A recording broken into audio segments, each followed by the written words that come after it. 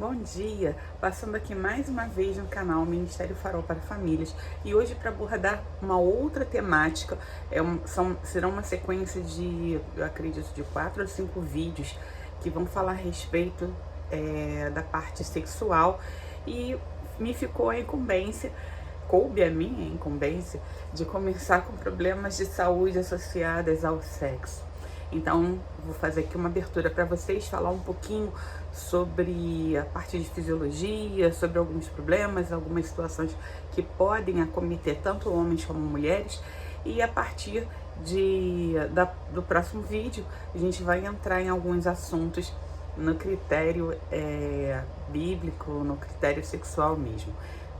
Falar um pouquinho sobre intimidade sexual, para o brasileiro, é até interessante, porque todo mundo se acha dono da situação, ou sabedor da situação, ou que não tem problemas nessa área. Mas infelizmente a realidade ela é bem diferente. É que a maioria dos casais eles não são realizados nessa área, pelo menos a grande maioria. E não é só por questões religiosas ou questões sociais, mas muitas vezes também por problemas fisiológicos que vão comprometer e tanto a questão do desempenho como também a questão saúde.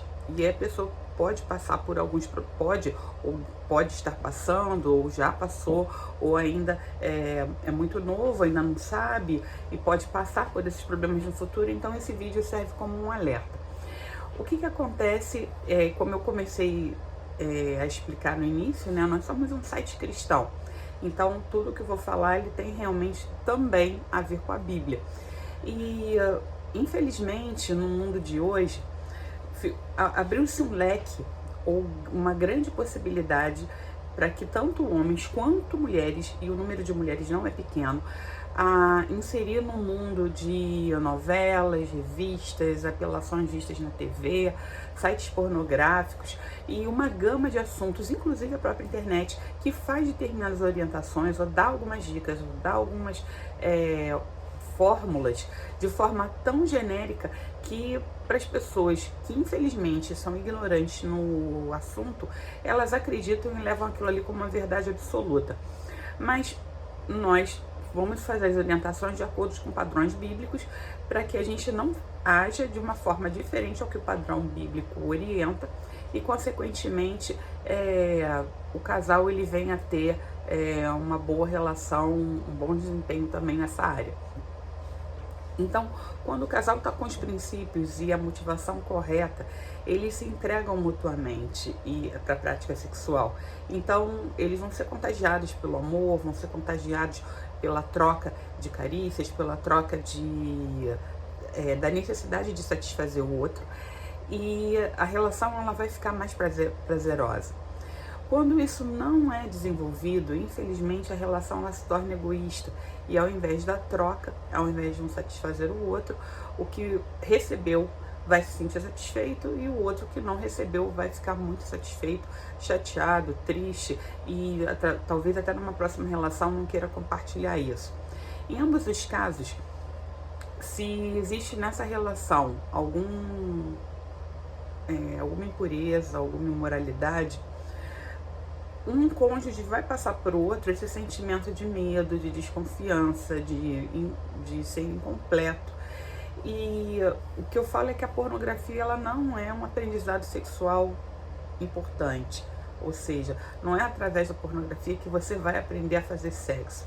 Você primeiro tem que se conhecer, que é o que a gente vai falar daqui a partir de agora, né? Tanto homem como mulher, e tanto o casal, um ser referência para o outro. Eu só queria me embasar antes de começar a falar nessa parte da fisiologia, que em 1 Coríntios 7, 2, 5 fala assim pra gente: mas por causa da fornicação, cada um tem a sua própria mulher e cada um tem a seu próprio marido. O marido paga a mulher a sua devida benevolência, da mesma sorte a mulher paga ao marido.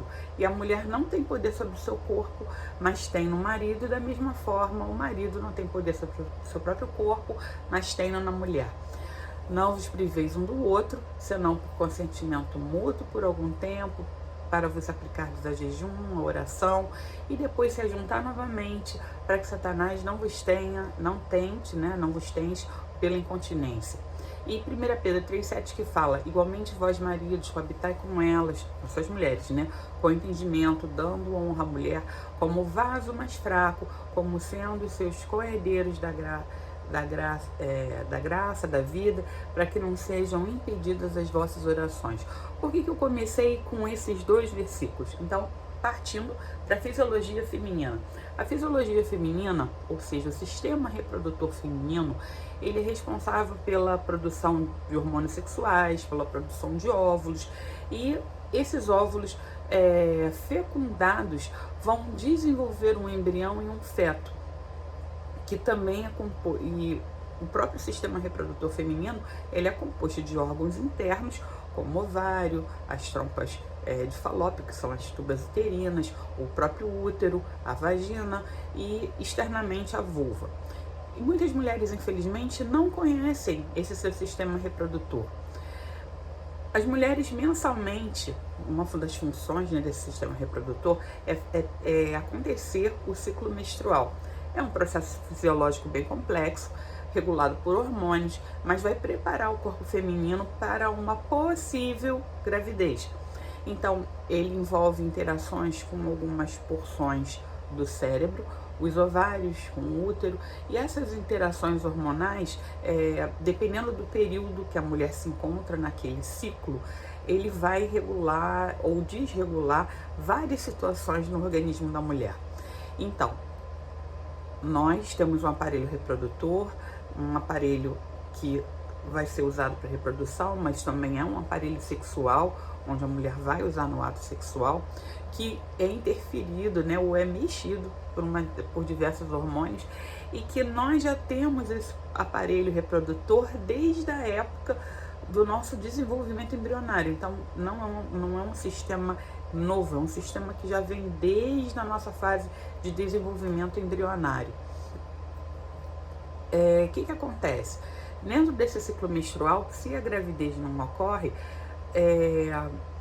o ciclo, óbvio, aquele ciclo vai ser interrompido, o óvulo vai ser eliminado através dessa menstruação, desse sangue que vai sair, descamação de todo o endométrio, a parte interna do útero, e vai reiniciar novamente, dando para o novo mês, uma nova oportunidade de concepção. Quando esse ciclo, lá pela casa, depois dos 45 anos, 50 anos, e aí depende da literatura, ele já tiver no finalzinho, a mulher vai entrar num período chamado climatério, que é uma fase de transição da vida que ocorre no fim da fase reprodutiva, culminando até chegar na menopausa, que é o cessar totalmente do período menstrual. Nesse período de climatério, ela pode ficar períodos menstruando, períodos sem menstruação, só que é uma fase onde os hormônios, as mudanças hormonais são muito grandes. E dentro desse movimento todo, a mulher pode perder a lubrificação, pode diminuir a líbido. Então, dificuldade também já nesse processo, para quem não teve filho, querer engravidar nesse período pode acontecer, mas é mais complicado. E terminando esse processo dessa fase de transição, realmente vem a menopausa, que é o fim dessa capacidade reprodutiva, e onde acontece a diminuição desses hormônios, a diminuição da produção desses óvulos, eles não vão ser mais liberados, e esses hormônios eles começam a entrar também num período de declínio. Então, as mudanças que ocorrem no corpo feminino são grandes, tanto física como emocionalmente, como na parte hormonal, e infelizmente podem aparecer algumas doenças como diabetes, problemas de tireoide, hipertensão, alguns problemas ósseos, determinadas coisas no organismo dessa mulher. Passando para o lado masculino, lembrando que, como é um vídeo curto, eu estou fazendo uma apresentação bem rápida para que tanto homem como mulher possam entender alguns problemas e perguntas mais específicas, é óbvio, sempre procurar, né, um atendimento médico, psicológico, um atendimento mesmo mesmo com enfermeira dentro de postos de saúde ou dentro de clínicas especializadas, para que possam dar as devidas orientações. Na parte masculina, no órgão reprodutor masculino, o órgão reprodutor masculino ele vai produzir espermatozoides, hormônios sexuais, a ereção, o orgasmo e a ejaculação. Bom, os distúrbios nesse sistema reprodutor normalmente mexem com os níveis de testosterona. E essa insensibilidade à testosterona vai dar uma baixa de líbido, a incapacidade de ejacular, pode dar problemas também ósseos, problemas musculares, a infertilidade, perda de pelos corporais, alguns sintomas específicos como falhas no humor, depressão, anemia, aumento da gordura corporal. Então, tanto homens quanto mulheres sofrem durante alguns períodos e durante alguns processos. Fala-se muito do climatério e da menopausa feminina. Para o homem é a andropausa, que vai, na época da baixa desses hormônios, vai acontecer esses determinados sintomas aí que eu acabei de citar para você. Então, o que acontece? Tanto homem como mulher, quem não se conhece não tem como abençoar ou ajudar o outro. Então, homens, entendam que a mulher ela possui dentro do mês vários períodos e vários ciclos e várias mudanças de humor. Não é uma coisa que nós queiramos, é uma coisa que realmente acontece.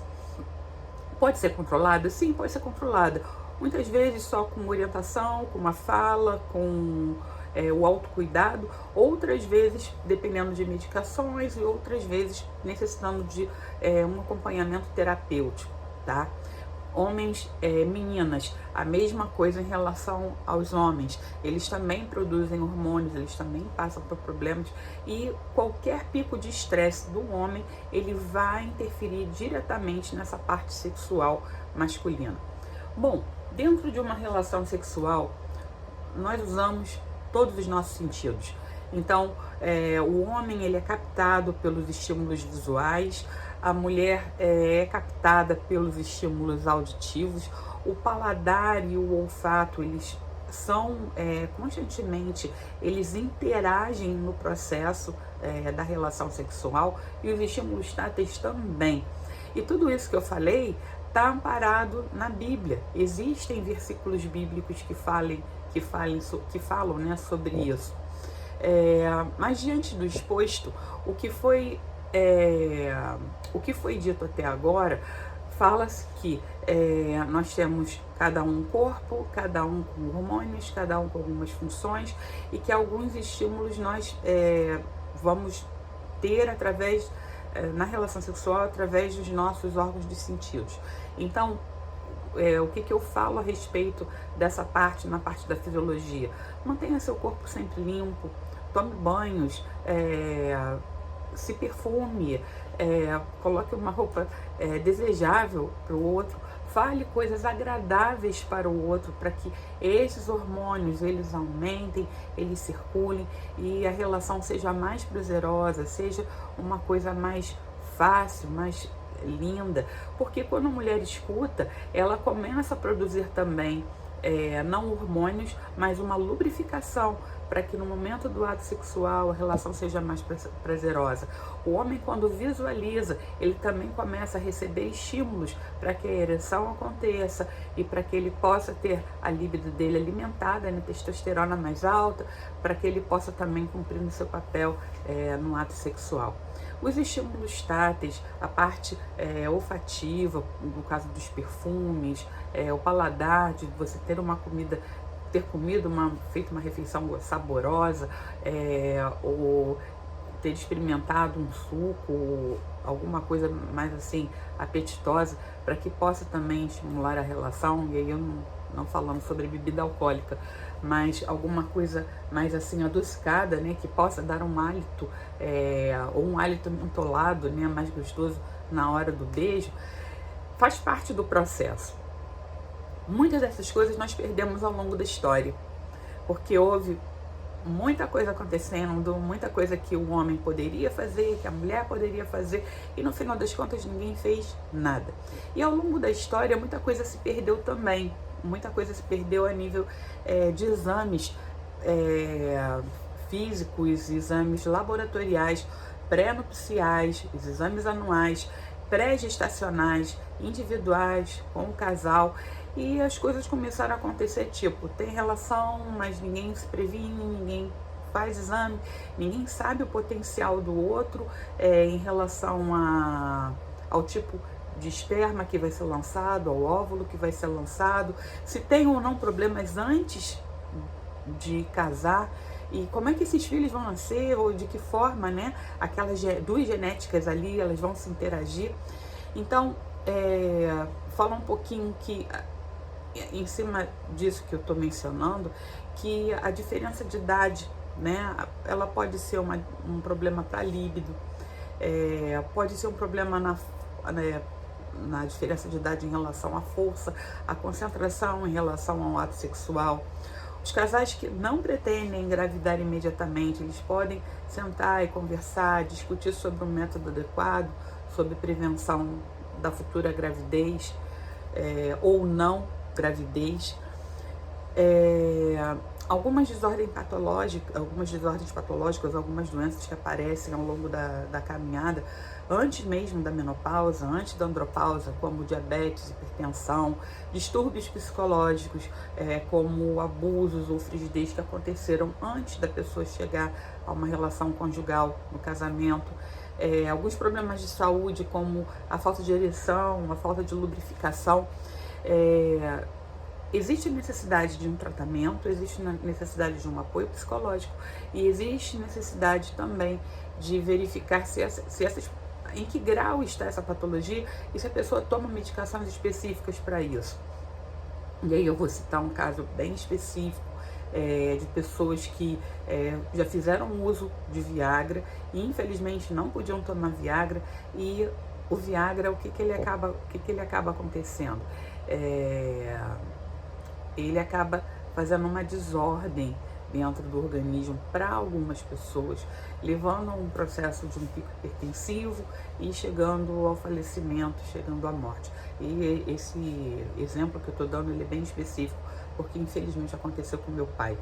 Ele fez uso, não poderia ter tomado, tomou, e infelizmente teve um segundo AVC hemorrágico, e a situação não foi boa. Infelizmente ele faleceu. Quando a gente fala, e eu citei um pouquinho antes sobre a questão de falar especificamente para casais, especificamente para um grupo específico, a gente fala sobre a questão da promiscuidade. A promiscuidade, ela leva a muitas doenças e pode levar a uma gravidez precoce também, né? E aí o que acaba acontecendo? As pessoas tentam arranjar subterfúgios para poder resolver os problemas. Vão em farmácia, tomam qualquer tipo de medicamento, tomam chás abortivos, ou usam de outras técnicas para que aquela gravidez não aconteça ou para que a doença seja encoberta. Não se resolve o problema, e esses problemas, infelizmente, eles podem não somente afetar a própria pessoa, levando a pessoa à morte, como podem também prejudicar o parceiro, porque com certeza qualquer tipo de doença sexualmente transmissível, se não tratada ou não tratada por ambos, pelo parceiro e pela pessoa, pode vir a um deles ficar contaminado e o ciclo continuar se repetindo. Falando um pouquinho sobre dinâmica, né, do relacionamento sexual, cada casal tem seu ritmo, tem sua frequência, vão ter seus acordos de quando, como, o tempo da relação sexual, e não é porque um tenha sexo 3 vezes na semana que o outro tendo só 2 ou tendo uma só vai estar errado. Não, é a frequência de cada um, mas para isso precisa de intimidade, precisa de conversa e a disponibilidade dos parceiros. Vou falar aqui alguns exames, algumas coisas que podem ser feitas, né, dentro do relacionamento sexual, relacionamento conjugal, e principalmente se as pessoas quiserem, né, ter filhos, antes de terem filhos, é interessante que se faça os exames, antes mesmo até do, a gente chamava de pré-nupcial, né? Ainda existe, mas normalmente as pessoas não fazem. É saber o grupo sanguíneo, o fator RH, para que a criança não venha a ter uma incompatibilidade por RH e possa ou vir a falecer, ou a mulher precisa tomar medicações que são caras durante o período final da gestação. Diabetes, que é o exame de glicemia, hemograma completo para saber se existe uma anemia ou algum problema na parte sanguínea, colesterol, dosagens hormonais, exames de hepatite B e C, VDRL para poder detectar sífilis, HIV para detectar o próprio HIV, né, positivo, toxoplasmose, rubéola, citomegalovírus, parasitológico de fezes e um sumário de urina. Esses servem para homens e mulheres. As mulheres, no caso, elas ainda têm um ginecologista a opção de fazer uma citologia vaginal. Enfermeiros também fazem a coleta desse material para determinar ou ver se tem fungos, bactérias, como é que está a situação do colo do útero. E os homens, no caso, existem os espermogramas também para saber sobre a questão da fertilidade. Existem na nossa família, existem casos, existe um caso, né, da pessoa que era infértil e na sequência ela tinha baixa produção de esperma, mas depois de um tempo ela pôde engravidar e gerou filhos, né? Bom, nomes assim meio incomuns de se ver, né? Mas existem. Vaginismo, que é a contração involuntária dos músculos da vagina, no caso das ansiedades, tensões, que vai provocar dor na hora do ato sexual. Dispareunia, que é a falta ou ausência da lubrificação, talvez por um distúrbio hormonal, também por uma tensão. Anorgasmia, incapacidade de obter orgasmo. Existem muitas mulheres, infelizmente, que nunca tiveram a falta de desejo sexual, né, da própria libido, por doenças, por hormônio, por estresse, a dor durante a relação sexual, que é essa dispareunia, a incapacidade de penetração também pode acontecer, ou por uma falha do canal vaginal, ou por uma ausência de lubrificação no caso da dor, né? E essa capacidade de penetração, porque os músculos eles estão muito próximos e fazem um fechamento da área. Impotência masculina, que pode acontecer por problemas financeiros, por doenças ou por qualquer outra situação patológica. Uma disfunção erétil, que é a impossibilidade ou dificuldade de ereção masculina. A questão da ejaculação precoce, onde o parceiro não consegue segurar a ejaculação, e existe tratamento para isso, existem exercícios que podem ser feitos. Os próprios problemas hormonais, como a pressão alta e o problema da diabetes, da glicose elevada, eles vão causar problemas também em relação a essa parte sexual. O hipo e o hipertireoidismo, o excesso de trabalho, do estresse, do cansaço, as preocupações com a área financeira, a baixa autoestima, a gravidez indesejada ou uma gravidez de risco, ou uma depressão pós-parto, pessoas que não respeitam o período da quarentena, né? Que eu posso, se eu posso assim dizer, né? Aquele período do resguardo, que é justamente pós-parto, onde toda a estrutura uterina, todo o aparelho reprodutor feminino, ele esteve no auge, trabalhou bastante e agora ele precisa se recompor novamente. Então é interessante e é esperado que esse momento ele seja um período menos estressante e a mulher possa realmente ter esse tempo de descanso para o útero dela. Até mesmo após aborto ou pós que o filho nasça, né, o pós-parto, né, esse período do puerpério, existe um período de tempo para que esse útero se restabeleça, que ela possa engravidar novamente ou possa tentar uma nova gestação. E aí, para que a gente possa fechar esse vídeo, eu posso falar um pouquinho para vocês o que é permitido ou não dentro de uma relação sexual. Porque existem várias perguntas e com certeza elas vão tentar ser respondidas ao longo dos outros vídeos. Então, eu não tenho uma regra básica para isso, não existe regra bem definida, mas o limite para as relações sexuais, eles devem ser baseados no que é lícito aos olhos do Senhor, aos olhos da Bíblia, e eu poderia usar como parâmetros o que a Bíblia não condena, o que não vai trazer humilhação ou degradação para o seu cônjuge, para o seu parceiro, tanto para o homem quanto para a mulher, e o que tiver de acordo para os dois, o que for de comum acordo. Essas seriam algumas orientações. Bom, mas se você tem mais dúvida ou perguntas, você pode perguntar, pode procurar a gente no canal, se inscreva, compartilhe, se você acha que esse assunto é interessante, pode nos procurar no nosso privado. E é óbvio que muitos desses assuntos, gente, eu só dei uma pincelada, falei realmente en passant e numa linguagem muito simples para que todos possam ter acesso. Mas a gente pode conversar mais por trás dos bastidores, né? Se você mandar uma mensagem pra gente. Deus te abençoe, guarde, proteja, que dê uma excelente semana. Fiquem na paz.